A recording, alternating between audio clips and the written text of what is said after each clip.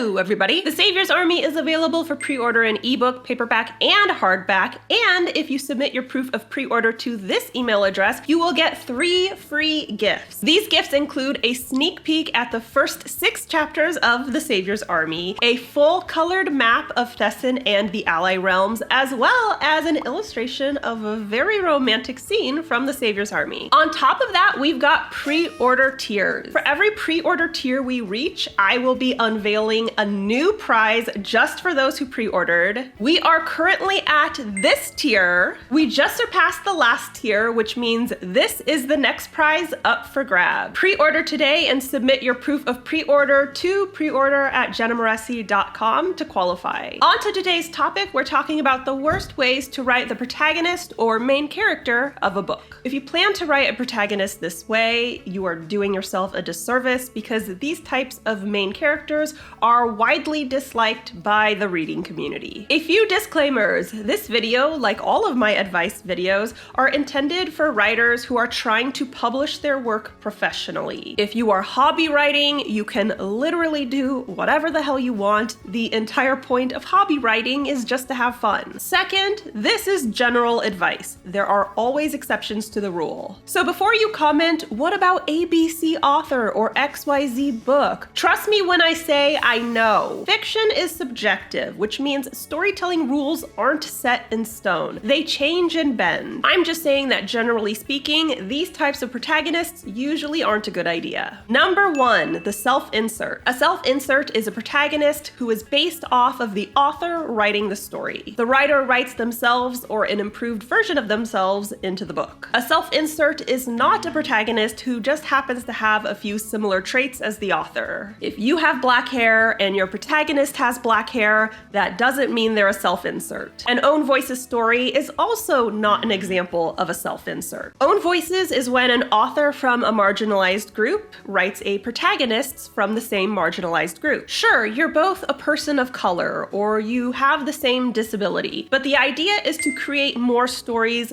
featuring these types of characters, not to write about you specifically. And lastly, writing from a write what you know space is not the same thing as a self-insert. If you're a soccer player and you decide to write about a soccer player because you happen to know a lot about soccer and it would be super easy to write, that's fine. It's only a self-insert if you base the character off of yourself, and this is a bad idea for multiple reasons. For starters, readers can usually tell when the character is a self-insert. The writing becomes too favorable and flattering toward the character, and, well, your author photo and bio are on the back of the book. They can see the similarities. It ends up reading as self-indulgent and kinda sours the reading experience. But the biggest problem is that self-inserts make the writer heavily biased toward their own story. They can't analyze or revise the character through an honest lens because any criticism will be seen as a personal jab. If your reader doesn't like the character, they basically don't like you. And as I mentioned before, writers who write self-inserts tend to write them favorably. They create a version of themselves that is stronger, smarter, and more attractive than they actually are. And this can nosedive into Mary Sue or Gary Stu territory, which is when the character has no negative qualities whatsoever. I personally try to avoid using the terms Mary Sue and Gary Stu because they are often used incorrectly. It's pretty common for incels in neckbeard communities to call any female character in a male-centric genre a Mary Sue,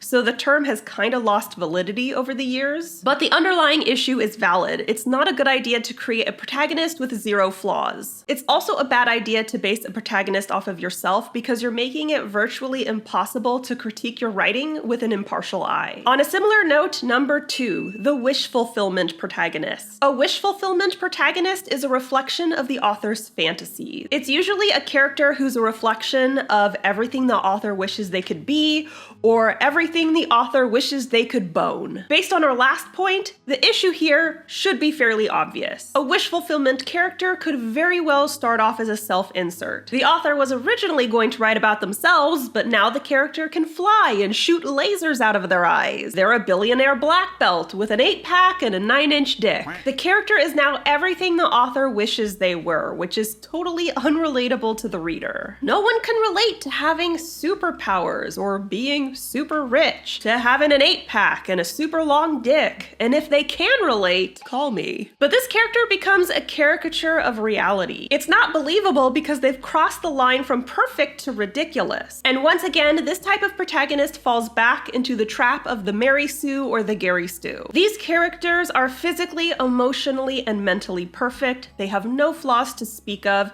And not only is this really unbelievable, but it's also super boring to read. Flaws give people depth and nuance, and you've eliminated that entirely. It's fine to write a protagonist who you would personally find attractive, or to give them a superpower you totally would love to have. But they shouldn't be the full embodiment of your deepest desires. Readers will be able to tell, and you will sink your plot. Number 3, emulating your favorite character through your protagonist. It's fine to take inspiration from existing characters you love. In fact, it's incredibly common. But inspiration means mental stimulation. To be inspired means to feel the drive to be creative. Inspiration is not synonymous with copying. When a writer feels inspired by their favorite book, movie, or TV show, they say to themselves, now I want to write my own story. And if you feel inspired by a particular character, then you will feel the creative energy needed to create your own character. But that still requires making the character your own. That's not to say there can't be similarities. I know a writer who was heavily inspired by Indiana Jones, so they wrote a book about a treasure hunter. Bubba, that was me! That was me! Oh, I know, it's ferocious.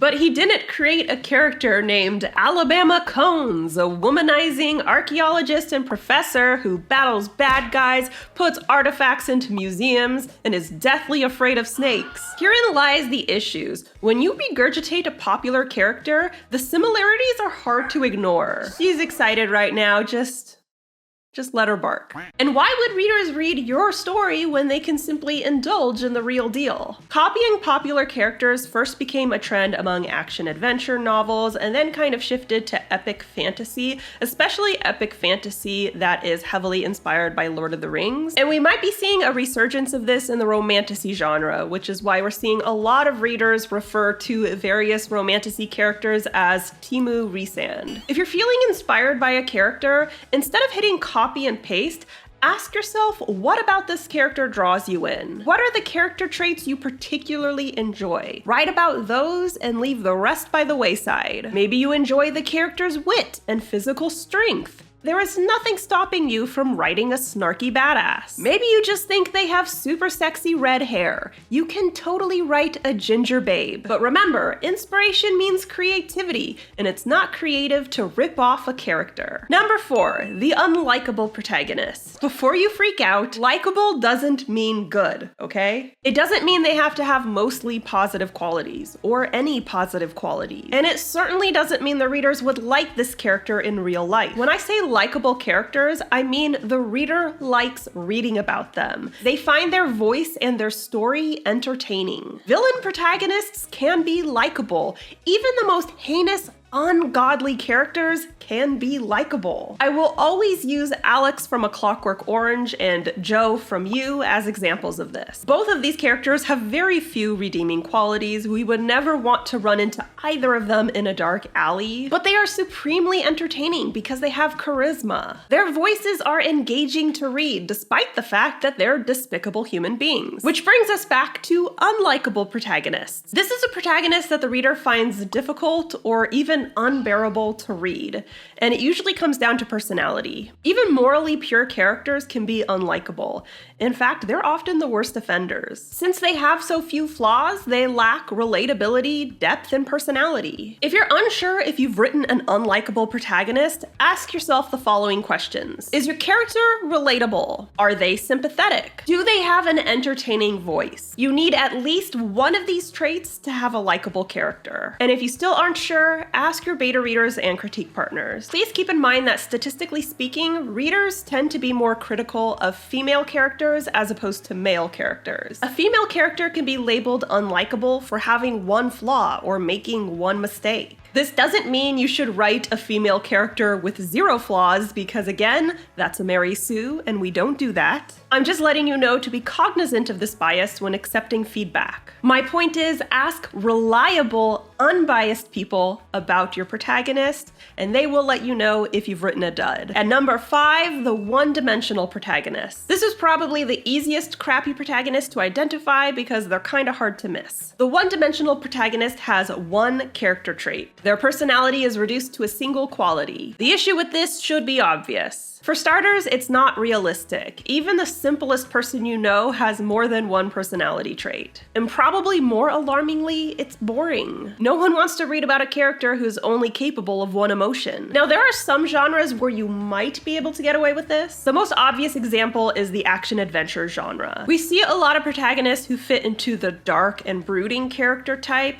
There isn't a whole lot of depth there, and it doesn't matter so much because that's usually exactly what the reader is looking for. But outside of that, if you were to write a one-dimensional protagonist, you'd probably have a lot of unhappy readers. One-dimensional protagonists usually pop up when authors exclusively look at their characters through the lens of roles. They'll say, this character is the strong one, this is the smart one, and this is the comic relief. It's okay to give your character a role, but they need to have a personality outside of that role. You could say my role in life is a writer, but I'm more than that. I'm also an entrepreneur, a dog mom, and a total Your protagonist typically needs to have a realistic level of depth, and one dimension isn't gonna cut it. So that's all I got for you today. Let me know in the comments below if you'd like to learn about even more protagonists that suck. I would be happy to indulge. The Savior's Army is available for pre-order right now, and if you submit your proof of pre-order to this email address, you will get 3 free gifts. I got it linked below. How to Write Romantasy is available at all major retailers, so if you need help writing your very own romantasy novel, check it out today. It is also linked below. And don't forget to subscribe to my channel. I post new videos on Wednesdays and I host live streams on Mondays, and if you want to be alerted as soon as I upload, ring that bell. Bye! The 3rd installment to the Savior series is finally here.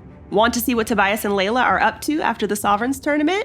Check out The Savior's Army by me. And if you want any updates about my other books, or if you just want some writing advice, be sure to subscribe to my channel and ring that bell.